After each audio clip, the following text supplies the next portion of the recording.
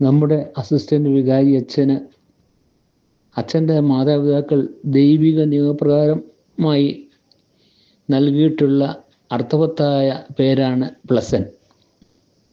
പ്രസന്നഭരിതമായ മുഖം അല്ലാതെ മറ്റൊരു മുഖം നമുക്ക് തികച്ചും അപരിചിതമാണ്.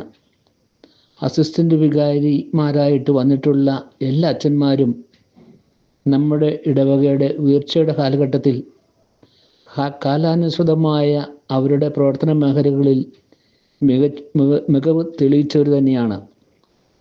ഇടവക ജനത്തെ ദശാബ്ദിയുടെ നിറവിൽ ആധ്യാത്മികവും ഭൗതികവുമായിട്ടുള്ള ഉയർച്ചയിലേക്ക് നയിക്കുന്നതിൽ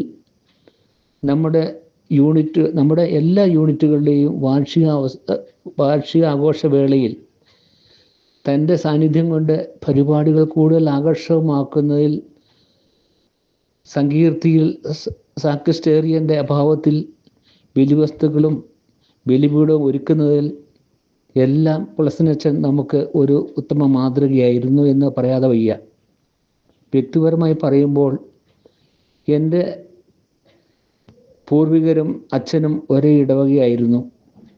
കഴിഞ്ഞ ഒരു വർഷത്തോളം എൻ്റെ അമ്മ കിടപ്പുരോഗിയായിരുന്ന സമയത്ത് അമ്മയുടെ ആരോഗ്യാവസ്ഥ മോശമായപ്പോഴും ഇവിടെ നിന്ന് ഞാൻ മാറി നിൽക്കേണ്ടി വന്ന സന്ദർഭങ്ങളിലും അമ്മയുടെ ആരോഗ്യാവസ്ഥ ഏറ്റവും മോശമായി പലപ്പോഴും തുടർന്നപ്പോഴും അച്ഛൻ്റെ പിന്തുണയും സാന്ത്വനവും ഇടപെടലും എന്നെ വളരെയധികം സ്വാധീനിച്ചിട്ടുണ്ട്.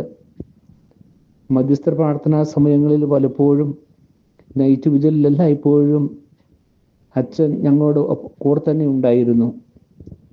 ദിവ്യബലിയിൽ പങ്കെടുക്കുന്നതിനെത്തുന്ന ഇടവക ജനങ്ങൾ അച്ഛൻ്റെ ഭക്തി നിർഭരമായ ദിവ്യബലിയിൽ ഏകാഗ്രതയോടുകൂടി സംബന്ധിക്കുന്നതിന് ഉതകുന്ന വിധത്തിൽ അനുദിന ബലികളിൽ ബൈബിൾ വിചിന്തനത്തിലൂടെയും ആചാരാനുഷ്ഠാനങ്ങളിലൂടെയും നയിക്കുന്നതിനുള്ള ആത്മീയ അഭിഷേകം അച്ഛൻ്റെ സ്വന്തമാണ്.